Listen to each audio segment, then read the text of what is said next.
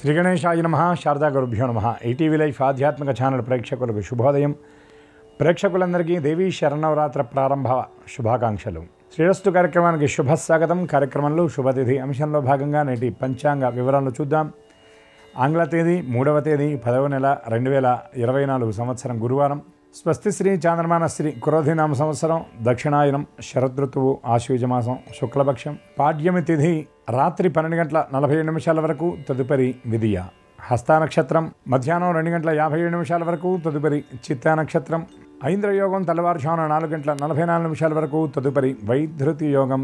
కింస్తుఘ్నకరణం పగలు 11:46 వరకు, తదుపరి భవకరణం. నేటి వర్జ్యం రాత్రి 11:38 నుండి 1:34 వరకు. దుర్ముహూర్తం ఉదయం 10:03 నుండి 10:51 వరకు, తిరిగి దుర్ముహూర్తం మధ్యాహ్నం 2:48 నుండి 3:36 వరకు. అమృత ఘడియలు ఉదయం 8:18 నుండి 10:04 వరకు.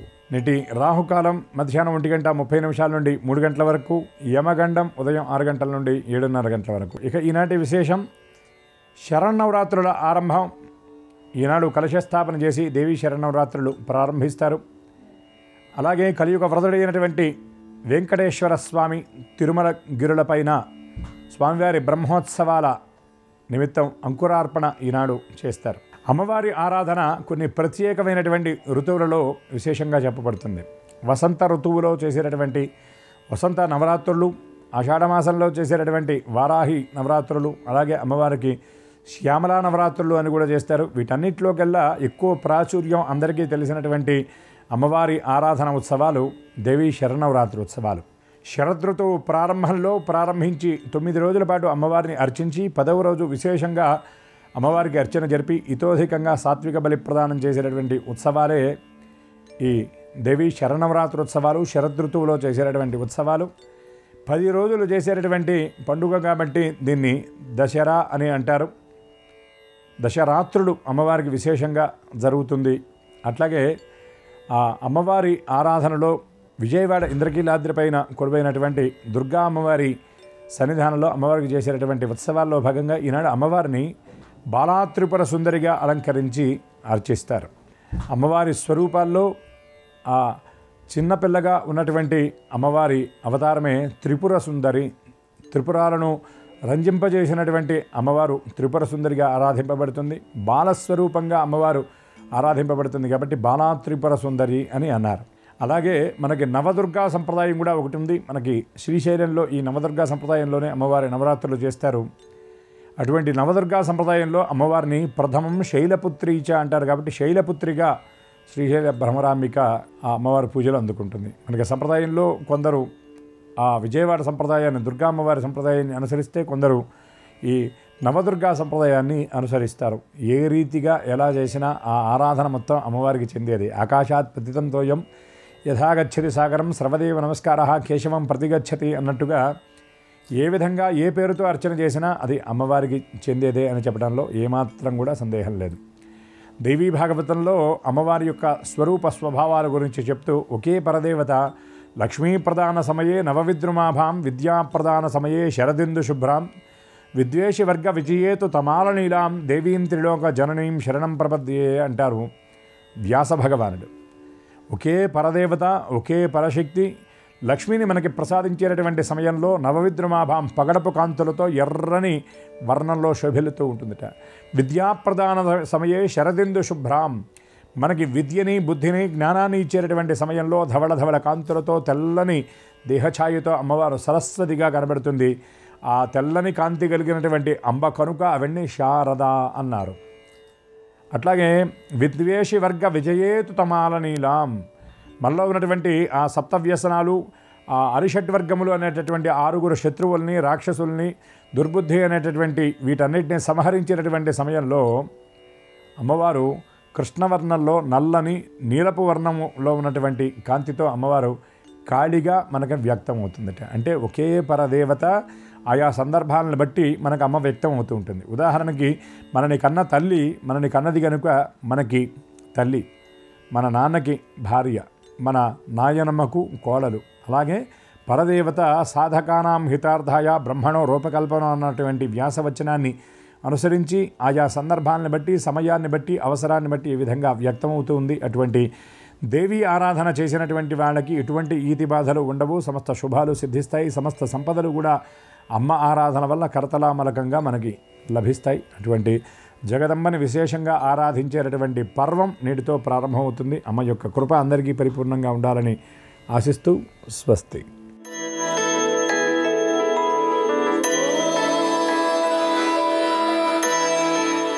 ఈటీవీ లైఫ్ ఆధ్యాత్మిక ఛానల్ ప్రేక్షకులందరికీ నమస్కారం.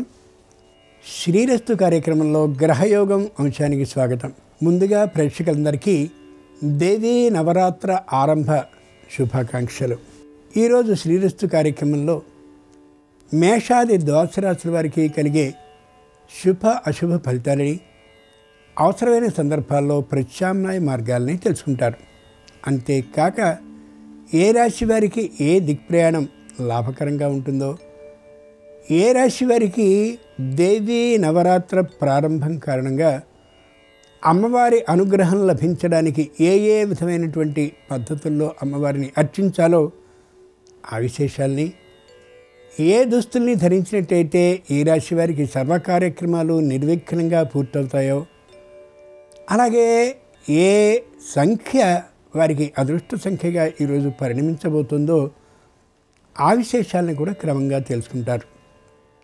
ముందుగా నేటి పంచాంగాన్ని చూద్దాం. ఈరోజు ఆశ్వేజ శుద్ధ పాడ్యమి అంటే ప్రథమ గురువారం, నక్షత్రం హస్త, మధ్యాహ్నం 2:57 వరకు, తదుపరి చిత్త.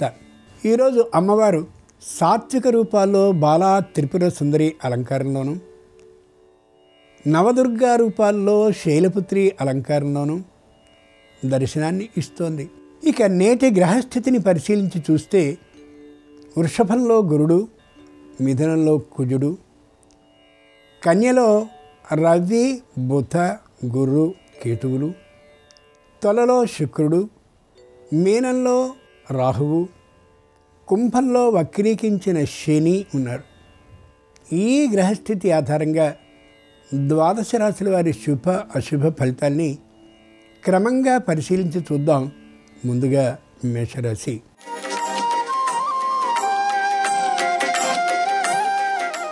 ఈరోజు మేషరాశి వారి ఫలితాలని పరిశీలించి చూస్తే ఇప్పటి వరకు వాయిదా పడుతూ ఉన్నటువంటి పనులన్నీ కూడా ఇప్పుడు మెల్లగా కదలికకి నోచుకుంటాయి. తొందరపడడం ఏమాత్రం సరి కానే కాదు. ఆరోగ్యం దృఢంగా ఉంది, బాగా బలంగా ఉంది అని అనుకోవద్దు. అనారోగ్యం వస్తుందేమో అనేటువంటి తాత్కాలికమైన భయంతో ఆహార విహారాల్లో తగినటువంటి జాగ్రత్తతో ఉండాల్సిందే. అయిన వారికైనా సరే కుటుంబంలోని రహస్యాలను చెప్పుకోవడం ప్రమాదకరం అనే విషయాన్ని గుర్తుంచుకోగలగాలి. వృత్తి బాగా ఉంటుంది, వ్యాపారం కూడా అనుకూలంగా ఉంటుంది. నిరుద్యోగులైనటువంటి వారికి ఉద్యోగ ప్రాప్తి ఉంది. విద్యార్థులకి అనుకూలమైనటువంటి కాలమే ఇది. ఈరోజు మేషరాశి వారు బాలా త్రిపుర సుందరీ దేవిని గంధజలంతో అభిషేకించినట్టయితే వ్యాపార అభివృద్ధి కలుగుతుంది. తూర్పు దిక్ ప్రయాణం అనుకూలం. కలిసి వచ్చే రంగు తెలుపు. అదృష్ట సంఖ్య 2.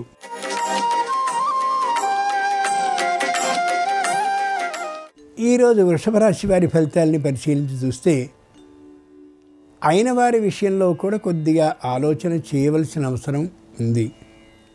ఎవరి నుండి రుణాన్ని ఎలాగా తీసుకోవాల్సిన అవసరం ఏమాత్రమూ లేదు. అయినా రుణాన్ని ఇయ్యవలసినటువంటి బలవంతపు ఒత్తిడి వచ్చే అవకాశం ఉంది.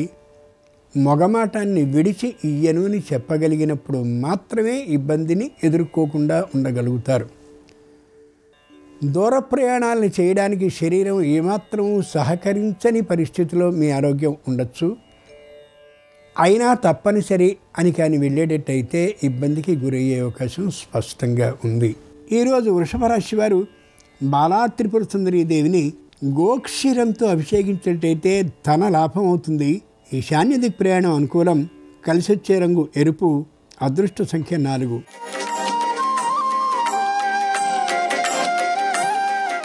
ఈరోజు మిథున రాశి వారి ఫలితాలని పరిశీలించి చూస్తే పై అధికారులతో క్రింది ఉద్యోగులకి తాత్కాలికమైనటువంటి మనోభిప్రాయ భేదాలు కలిగే అవకాశం ఉంది. అంత మాత్రం చేత దూకుడుగా మాట్లాడడం సరి కానే కాదు. 1-2 రోజుల్లో సమస్య పరిష్కరింపబడిపోతుంది కాబట్టి కొద్దిగా నిదానించడం అవసరం. ఎవరితోనూ విరోధాన్ని పెట్టుకోగలిగినా పెట్టుకోవలసిన కాలం ఇది కాదనే మాటని ఎప్పటికప్పుడు గుర్తుంచుకుంటూ ఉండండి. మీ ఆరోగ్యంలో చిన్న లోపం ఉంది కాబట్టి ఆరోగ్య పరీక్షని చేయించుకోవడం అవసరం అని కానీ వైద్యుడు చెప్పినట్లయితే తగినటువంటి వైద్య సేవని ఖచ్చితంగా చేయించుకోవడం అత్యవసరం. ఈరోజు మిథున రాశి వారు బాలా త్రిపుర సుందరీ దేవిని పుష్పజలాలతో అభిషేకించినట్టయితే శుభవార్తని వినే అవకాశం ఉంటుంది. దక్షిణ దిక్ ప్రయాణం అనుకూలం. కలిసొచ్చే రంగు పసుపచ్చన. అదృష్ట సంఖ్య 9.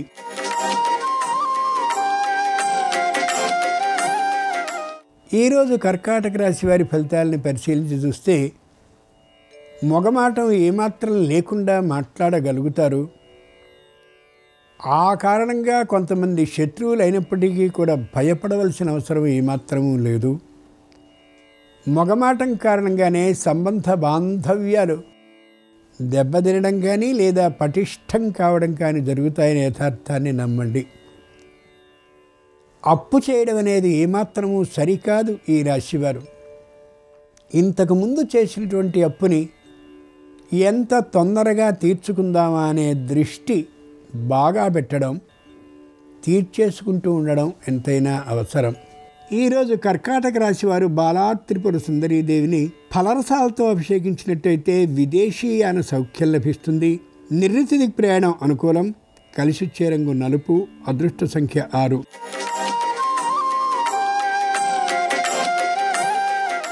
ఈరోజు సింహరాశి వారి ఫలితాలని పరిశీలించి చూస్తే వాక్ చాతుర్యంతో ప్రతి విషయంలోనూ విజయాన్ని సాధించగలుగుతారు.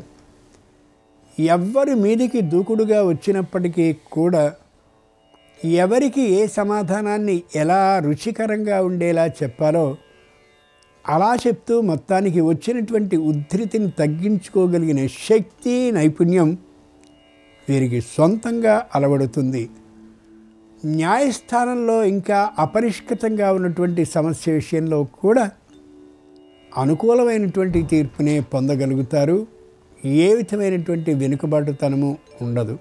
ఈరోజు సింహరాశి వారు బాలా త్రిపుర సుందరీ దేవిని కుంకుమ జలంతో అభిషేకించినట్టయితే ఉద్యోగ ప్రాప్తి అవుతుంది. పశ్చిమ దిక్ ప్రయాణం అనుకూలం. కలిసొచ్చే రంగు నీలం. అదృష్ట సంఖ్య 7.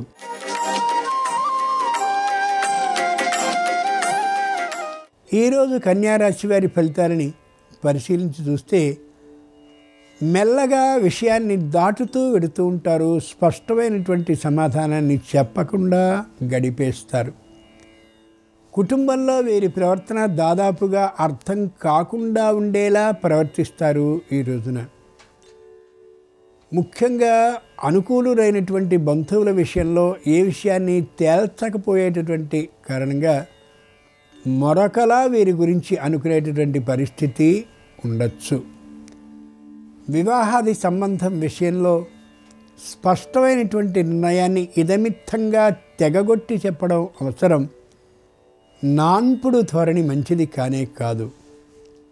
కొత్తదైనటువంటి ఆస్తిని కొనుక్కోవడానికి ఇది అనుకూలమైనటువంటి కాలం కాదు అనే యథార్థాన్ని గమనించగలగాలి.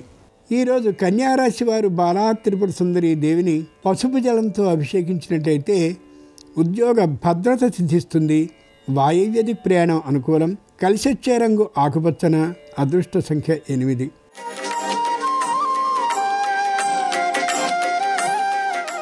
ఈరోజు తులారాశి వారి ఫలితాలని పరిశీలించి చూస్తే ఆదాయం మిక్కుటంగా ఉంటుంది.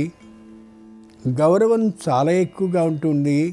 బంధువులందరి ఆదరణ మరింతగా అనిపిస్తూ ఉంటుంది. వారు కూడా అంత దగ్గరగాను ఉంటారు. ఇంట్లో శుభకార్యం జరిగే అవకాశం స్పష్టంగా గోచరిస్తోంది. ఆర్థికంగా సమున్నత స్థితిలో ఉన్నటువంటి కారణంగా శుభకార్యాన్ని చక్కగా నిర్వహించుకోగలిగిన అదృష్టానికి నోచుకుంటారు. ఎవ్వరూ ఏ విధంగానూ కోరవలసిన అవసరం లేకుండా అందరూ కూడా వారంతటా వారే సహకరించే స్థితి, గౌరవం వీరికి లభిస్తుంది.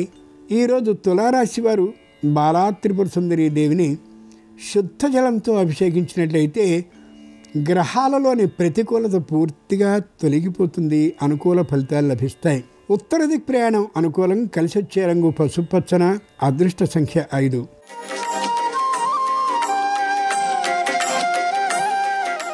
ఈరోజు వృశ్చిక రాశి వారి ఫలితాలని పరిశీలించి చూస్తే తమ క్రింద పనిచేస్తున్నటువంటి ఉద్యోగులతో చిన్నదైనటువంటి అభిప్రాయ భేదం కలిగే అవకాశం ఉంది. వారిని జారవిడుచుకోవడం ఏమాత్రమూ సరైనటువంటి పని కాబోదు.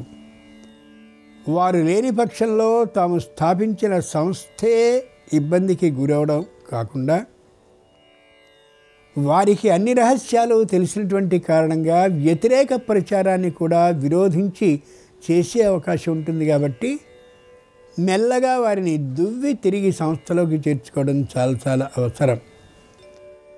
శారీరకమైనటువంటి అనారోగ్యం ఇప్పటికే ప్రవేశించి ఉన్న కారణంగా తగిన వైద్య పరీక్షల్ని చేయించుకోవడం ఏమాత్రము విస్మరించదగినటువంటి విషయం కాదు. ఈరోజు వృశ్చిక రాశి వారు బాలా త్రిపుర సుందరీ దేవిని ఇక్షురసంతో, ఇక్షురసం అంటే చెరకు జలంతో అభిషేకించినట్లయితే న్యాయస్థానంలో విజయం లభిస్తుంది. ఆగ్నేయ దిక్ ప్రయాణం అనుకూలం, కలిసొచ్చే రంగు ఎరుపు, అదృష్ట సంఖ్య 4.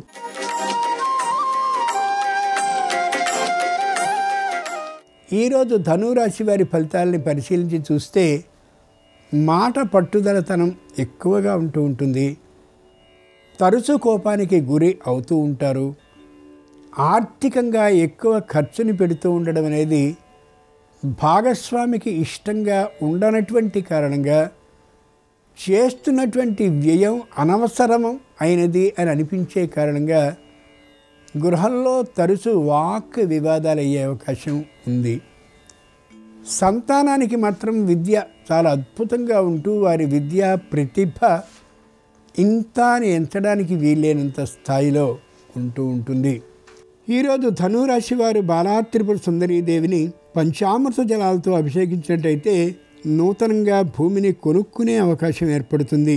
తూర్పు దిక్ ప్రయాణం అనుకూలం, కలిసొచ్చే రంగు తెలుపు, అదృష్ట సంఖ్య 3.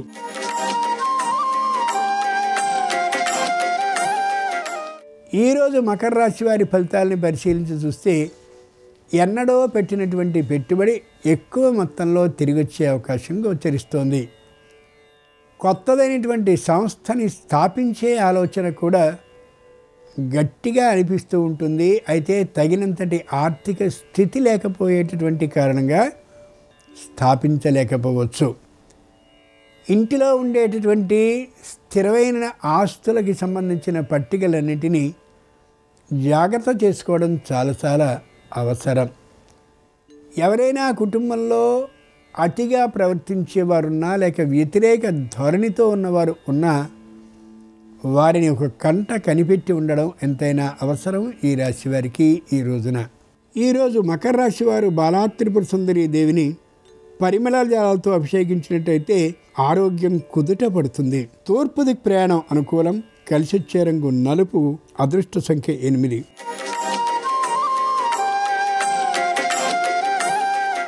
ఈరోజు కుంభరాశి వారి ఫలితాలని పరిశీలించి చూస్తే సమయాన్ని పాటించకపోయేటటువంటి కారణంగా అతి ముఖ్యమైనటువంటి అవకాశాలని చేజార్చుకునేటటువంటి పరిస్థితి రావచ్చు. వృత్తిపరమైనటువంటి ఆదాయం బాగా ఉండవలసి ఉన్నప్పటికీ కూడా ఆలస్యం చేసినటువంటి కారణంగా రాకపోవచ్చు. వ్యాపారపరమైనటువంటి ఆదాయం మరింతగా ఉండవలసి ఉన్నా నిర్లక్ష్యం, బద్ధకం కారణంగా చేజార్చుకునే అవకాశం పుష్కలంగా ఉంది. ఆరోగ్య విషయంలో అప్రమత్తంగా ఉండి తీరవలసిందే. ముఖ్యంగా శారీరకమైనటువంటి స్థౌల్యం అంటే లావు, శరీరంలో తాత్కాలికంగా ప్రవేశించిన అనారోగ్యం కారణంగా ఏ పని చేయడానికి ఉత్సాహం ఉండకపోవచ్చు. ఈరోజు కుంభరాశి వారు బాలా త్రిపుర సుందరీ దేవిని తేనెతో అభిషేకించినట్టయితే సమస్యలన్నీ పరిష్కరింపబడతాయి. ఉత్తరపు దిక్కు అనుకూలం, కలిసొచ్చే రంగు నీలం, అదృష్ట సంఖ్య 1.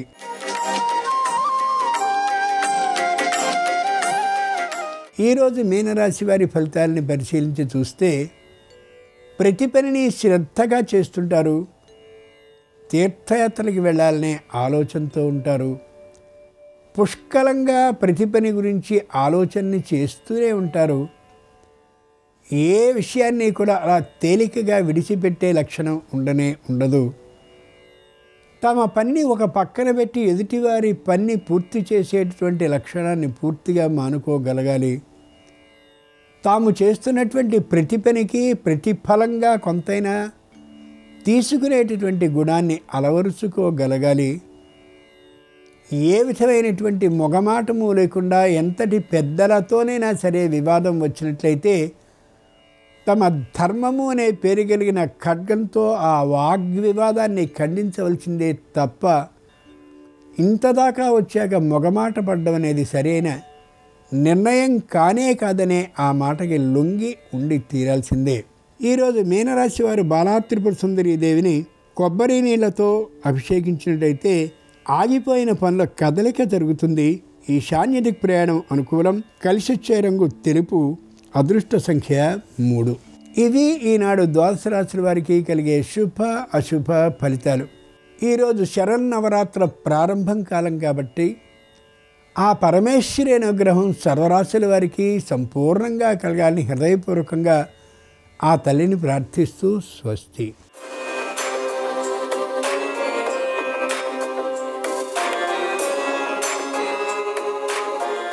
నమస్కారం. దేవీ నవరాత్రులు ప్రారంభమవుతున్న శుభతరుణంలో నవరాత్రుల సందర్భంగా ఎలాంటి ముఖ్యమైన నియమాలు పాటిస్తే అమ్మవారి సంపూర్ణమైన అనుగ్రహం కలుగుతుందో, దేవీ నవరాత్రుల్లో అమ్మవారిని ఏ విధంగా పూజించడం ద్వారా సకల శుభాలు సిద్ధింపజేసుకోవచ్చో నేటి పరిహారాలు పరిష్కారాలు అనే అంశంలో పరిశీలిద్దాం.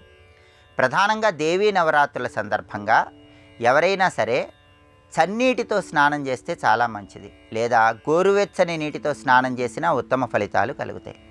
అలాగే దేవీ నవరాత్రుల్లో అమ్మవారి పూజ చేసేవాళ్ళు దీక్షా కంకణాన్ని కట్టుకోవాలి.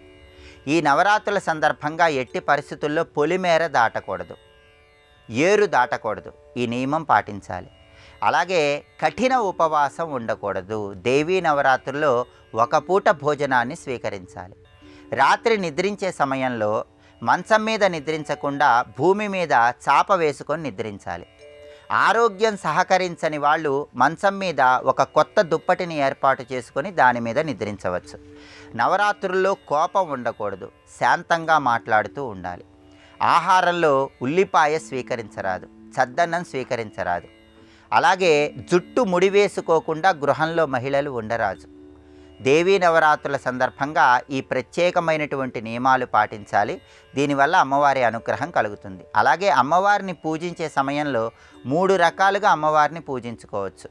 కలశం ఏర్పాటు చేసుకుని అమ్మవారిని పూజించటం, శ్రీచక్రం ఏర్పాటు చేసుకుని అమ్మవారిని పూజించటం, అమ్మవారి చిత్రపటం ఏర్పాటు చేసుకొని అమ్మవారిని పూజించడం. ఇలా 3 రకాలుగా అమ్మవారిని పూజించుకోవచ్చు. అయితే కలశాన్ని గృహంలో ఏర్పాటు చేసినట్లయితే ప్రతిరోజు కూడా అమ్మవారికి షోడశోపచార పూజ లేదా పంచోపచార పూజ నిర్వహిస్తూ పూజా కార్యక్రమాన్ని చేయాలి. శ్రీచక్రాన్ని ఏర్పాటు చేసుకుంటే మాత్రం ప్రత్యేకమైనటువంటి మంత్రం ఉంటేనే శ్రీచక్రాన్ని ఏర్పాటు చేసుకోవాలి. లేదా అమ్మవారి చిత్రపటాన్ని ఏర్పాటు చేసుకొని ఆ చిత్రపటానికి రకరకాల పుష్పాలతో పూజ చేస్తూ నైవేద్యాలు సమర్పిస్తూ అమ్మవారి నామాలు చదువుకుంటూ పూజ చేసుకోవచ్చు.